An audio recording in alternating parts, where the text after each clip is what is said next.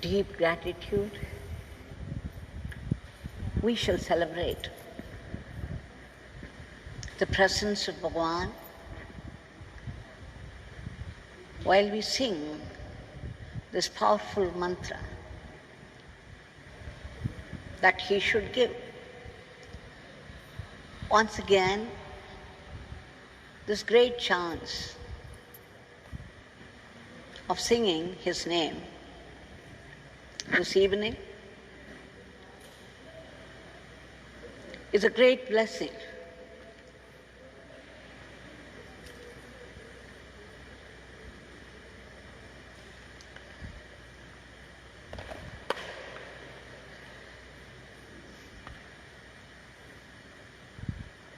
As we see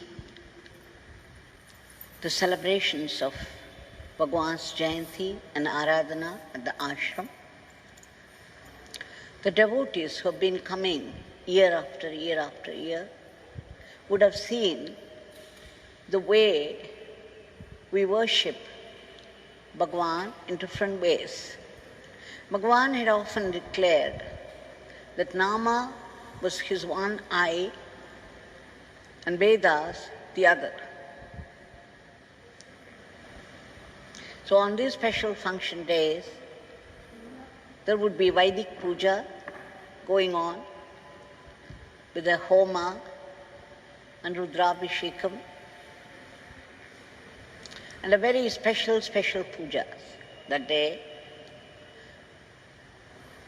that people have seen the face of Bhagwan on the linga, the Samadhi.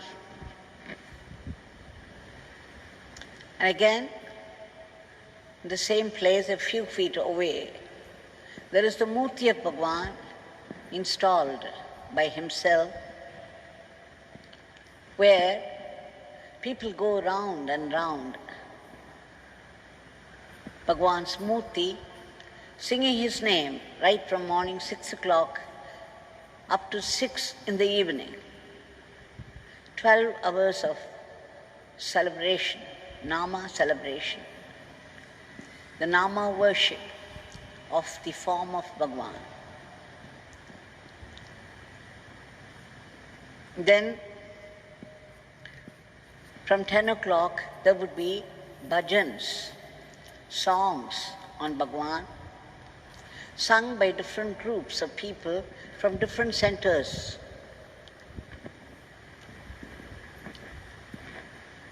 This again, worshipping Bhagwan with praises of Bhagwan in the songs.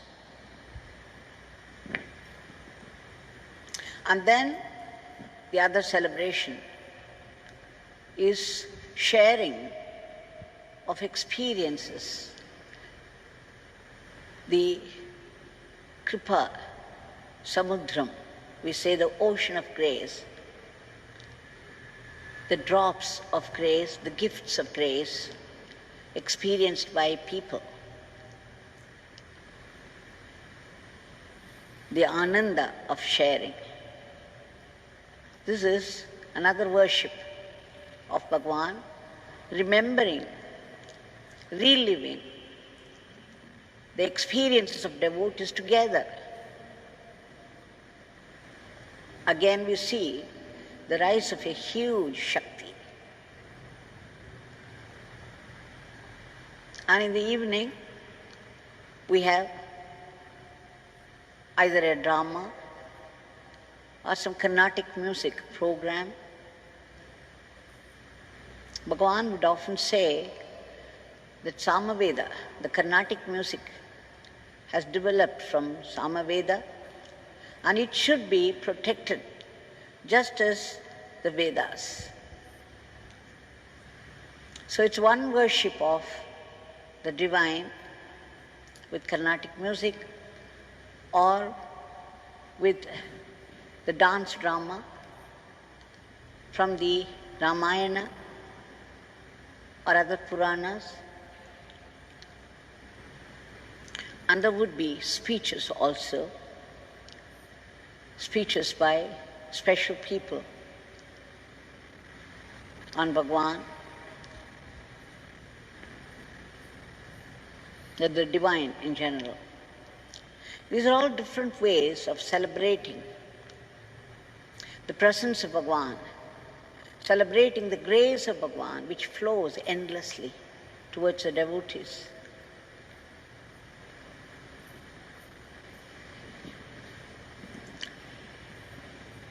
Now, as Bhagwan declared that Nama was his one eye and the Vedas the other, we shall see one or two incidents where how Bhagwan had displayed his reverence towards the Vedic Pandits and the Veda Parayana.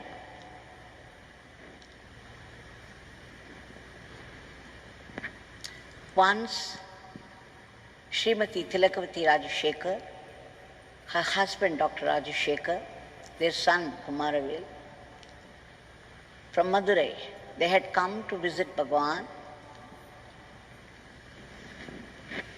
After some happy time together, they were going to leave. They had come to Sannidhi Street House and Bhagwan had given them prasad. I was going to leave them and suddenly Bhagwan got up and said, "This beggar would take you all to Arunachaleshwara Mandir and leave you there." So he was walking very fast in the front and these people ran with him. And when they came to the entrance of the temple, Tilakavathi, as is the habit with people, generally the devotees of any temple, she would not step on the step there, the white step at the entrance. Instead, she crossed it without putting her foot there. Bhagwan saw it and exclaimed, "Oh, that's a way." And then he imitated Tilakavathi. He would not step on this wide step, the entrance step. Instead, he crossed it without touching. And then when they went near the shrine, Tilakavathi sat there with closed eyes. And Bhagwan, there was once again an exclamation from Bhagwan, "Oh!" He also sat, he imitated her, he sat there with closed eyes. It was a very happy occasion for all of them. Happily together they pushed off. Now they came to the shrine of the deities of the planets, the sun and the planets, the 9 celestial deities. And Tilakavathi, Dr. Rajashekhar, Kumaravel, they started to go around. It's pradakshina in worship of the deities. Because these planets, they rule the lives of people. Just as they move as celestial bodies in the sky, their movement can very well affect the lives of people on the earth. Bhagwan used to say that everything in this universe is connected with everything else. There's a link. He often used to quote this, that when somebody trampled upon a blade of grass, the distant star would tremble. Such is the link. It's all one life, one being, connected with each other. So these planets, they have to be propitiated. And so people used to go around. They would light a lamp, a mud lamp, go around, which is what these people also did. And Bhagwan, there was another exclamation from Bhagwan, "Oh!" And then he went round just like them. A very delightful show of appreciation. After that, he took them all to the outer corridor. Here, Bhagwan used to say something. You know that the pradakshina, the circumambulation around the mountain, he would say if you go 7 times round the shrine of Arunachaleshwara in the outer corridor, the outermost corridor, which includes the Sthala Vriksha, the holy tree of the holy place, a special holy tree allotted to that particular shrine. So he would say to the devotees, if you cannot go round the mountain, you could go round the outer corridor of Arunachaleshwara Mandir 7 times. And Arunachaleshwara would accept it as Giri Pradakshina. And of course, there were times, the rare few times, to the rare few people, that he would say, okay, if you cannot go round the mountain, you can go round this beggar 3 times, that will do. But that's a rare few times for a rare few people. So he just took them along. They went round the holy tree. So he also went with them with another exclamation, oh. And after that, they turned and saw. There's a higher platform, the same corridor, on the other side. Bhagwan saw a Vedic Pandit seated there, an old Vedic Pandit, chanting the Veda mantras. And there were many students, the celibate students, sitting before him, repeating the Veda mantras. It was a class going on. And immediately Bhagwan went near. He very keenly listened to those Veda mantras. Like we say, we have an expression in Tamil, you sharpen your ears to hear without missing anything, which he literally did. And after some time, he prostrated unexpectedly. He prostrated, a complete prostration in front of those Vedic Pandit and those students of Vedas. The Vedic Pandit, the old Vedic Pandit, immediately got up. He was trembling. He was disturbed. He said, Swami, what are you doing? You are God yourself. Why would you prostrate to me? With folded hands, he was pleading with Bhagwan, please don't do this. You are God, you are Arunachaleshwara himself. How can you do this to me? He was very agitated, but Bhagwan smiled. 1 minute he would prostrate, the next minute he would bless people. As far as he was concerned, I suppose there was no difference, both were only blessings. Of course, he was prostrating to the Vedas, the Veda mantras. And then he put his hand into his pocket, the deep pockets of his kurta, the shirt, and brought out some rupees, handed them over to the Vedic Pandit as dakshina. Dakshina means as an offering to the Vedic Pandit for reciting the Vedas. This is a tradition. And then, when he said, you are Arunachaleshwara yourself, Bhagwan smiled very beautifully and then raised his hand to point out the sky as though to say, he is there, that I am nothing, I am a beggar. And then with a smile, the beatific smile on his face, he continued radiantly, and these people followed him to one corner place of the same corridor. And then he was seated. He seated these people also. And then he pointed to the peak of Arunachala mountain and said, look at that. That is where Arunachaleshwara, Shri Arunagiri Siddha, the legend, as per the legend, Shri Arunagiri Siddha, Arunachaleshwara, would sit there as Dakshinamurti. There is a legendary banyan tree up there, not visible to the ordinary people. A subtle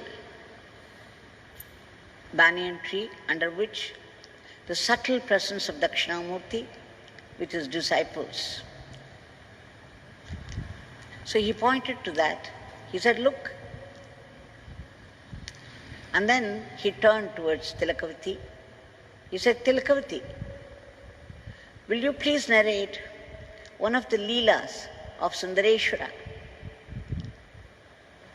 He would often say to Tilakavathi that Sundareshwara is none other than himself. This beggar lives in Madurai as Sundareshwara. He resides in the Meenakshi temple as Sundareshwara. And all the Leelas of Sundareshwara are this beggar's Leelas. Now, he said, narrate one of them. 64 Leela, out of which she started, because she had just come from, she had just had the darshan of the recital of the Vedic Pandit and Bhagwan's prostration before them. So she chose a very suitable Leela from that. She said, there was once a Kulabhushana Pandya, a king was ruling this temple city, Madurai. He was a very good devotee of Shiva, Lord Shiva, very devoted to Lord Shiva. But he made one mistake. He did not give the due respect to the Brahmins of the place, the Vedic Pandits. He did not protect them, nor did he protect the Vedas. Not only that, he used to humiliate them. He would ill-treat them, because of which the Vedic Pandits and the Vedas began to suffer. This is a very, very bad adharma in the eyes of God, because the Vedas are His breath.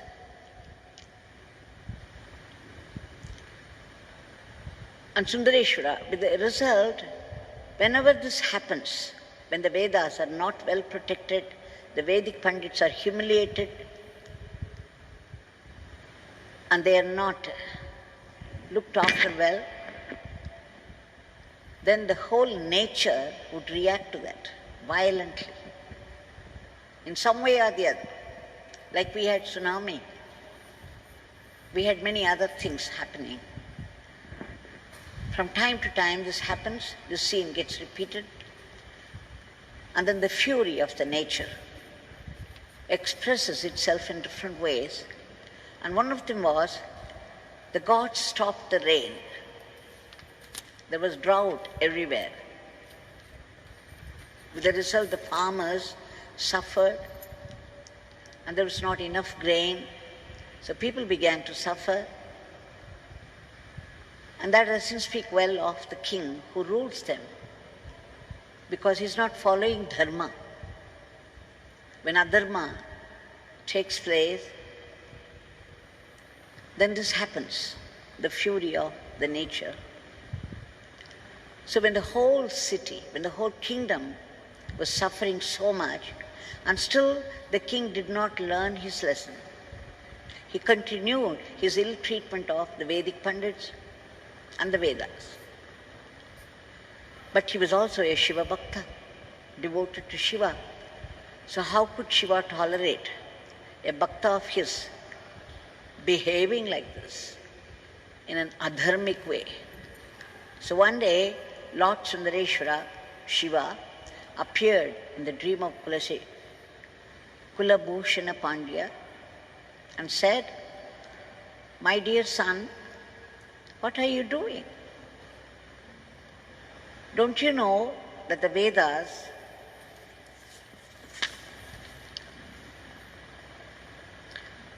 are my seat? They are my asan, they are my seat. They are my padakas, they are my sandals. They are my mount. They are the ornaments around my wrist. They are my clothes round my waist. They are my very eyes. The Vedas, the Veda mantras are my very language. And they are my very form. This is the truth. My son, you have not treated them with respect. You have not protected the Vedas. And that is why your whole kingdom is in trouble. Now everybody is suffering because of your attitude, this arrogant attitude. The Brahmins who conduct sacrifices with their mind fixed on me for the removal of all evils of this dark age, Kali Yuga. Only they can invite the bounteous rain. The sacrifices they make, the mantras they recite, with their mind fixed on me, only this can bring bounteous rain. And since they are not being looked after well, they are being humiliated. Now you see the rain has stopped. Adharma is prevailing. So if you change your attitude, if you correct your attitude towards these Brahmins, towards these Vedas, then once again your kingdom will come back to its bounteous state. And of course then the Kulabhusha Pandya, a great Bhakta, it was just a mistake, somehow or the other this happened, his attitude changed, but now after Sundareshwara himself appeared and said, his whole attitude, his arrogance disappeared. Immediately he went to the Brahmins, he prostrated before them, he provided everything that was needed for the sacrifices, the homas, the yajnas they had to conduct, and they were well respected, and then the whole kingdom thrived, flourished in every aspect. So Bhagwan was very happy to listen to the story.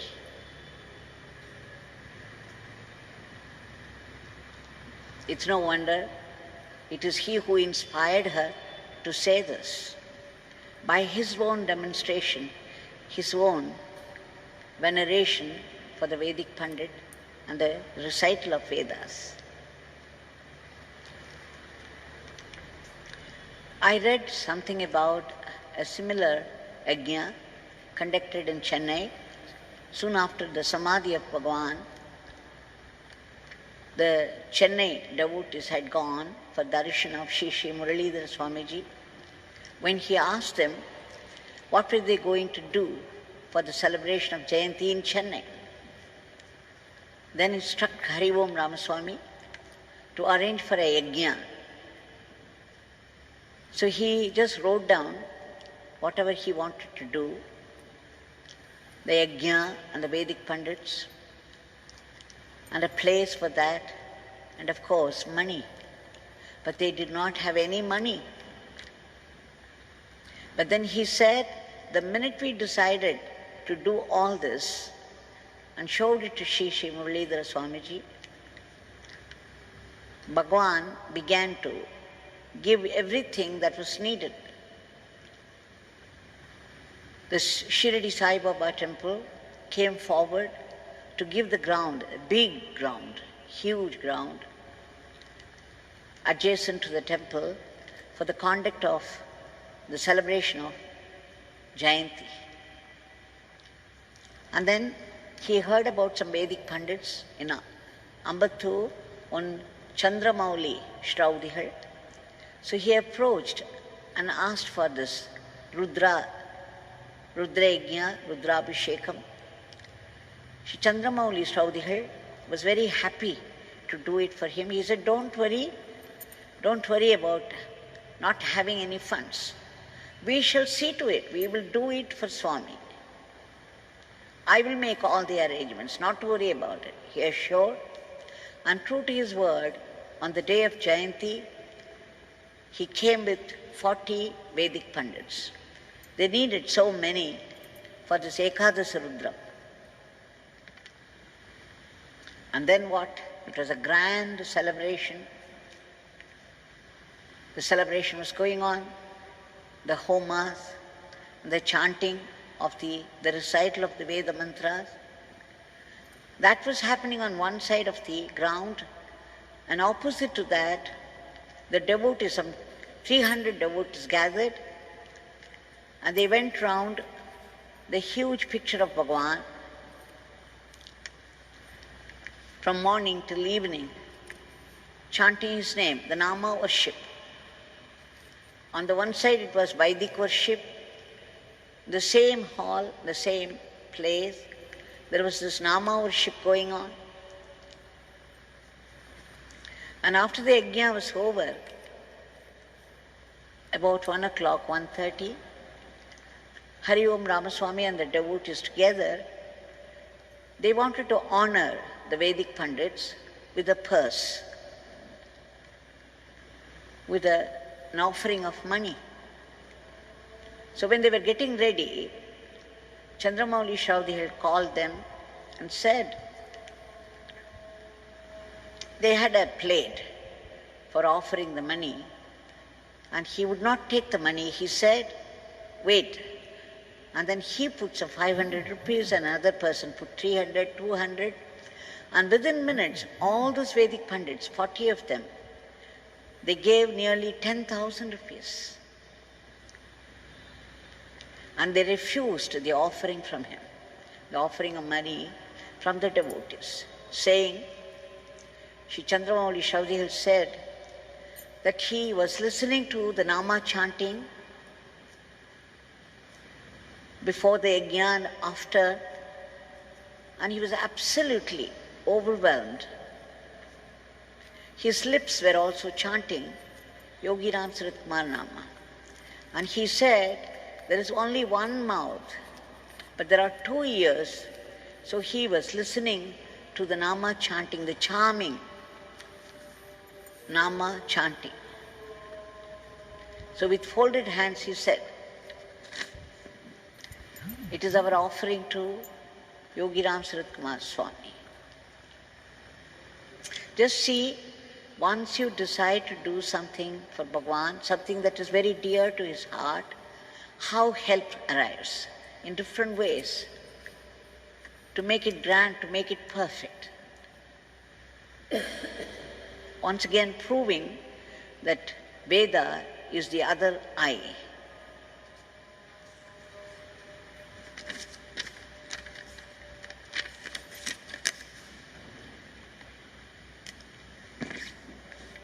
Shri Om Ramaswamy says, along with this, the next year they had arranged for Nama chanting in one Bhakta by name Lakshmi Narayan.